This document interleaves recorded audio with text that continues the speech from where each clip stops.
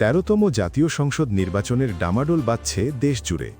আজ ছিল মনোনয়নপত্র জমা দেওয়ার শেষ দিন। সারা দেশের ৩০০টি নির্বাচনী আসনে মোট কতজন প্রার্থী শেষ পর্যন্ত লড়াইয়ের প্রস্তুতি নিলেন তা নিয়ে আমাদের আজকের এই প্রতিবেদন। নির্বাচন কমিশনের তথ্য অনুযায়ী আসন্ন ১৩তম জাতীয় সংসদ নির্বাচনের জন্য সারা দেশের ৩০০টি সংসদীয় আসনে মোট ২,৫৮২টি মনোনয়নপত্র জমা পড়েছে।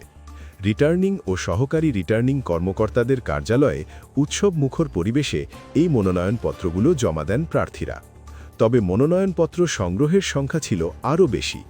নির্বাচন কমিশন সচিবালয় জানিয়েছে, আগ্রহী প্রার্থীদের কাছ থেকে মোট ৩,৪০৭টি মনোনয়নপত্র সংগ্রহ করা হয়েছিল।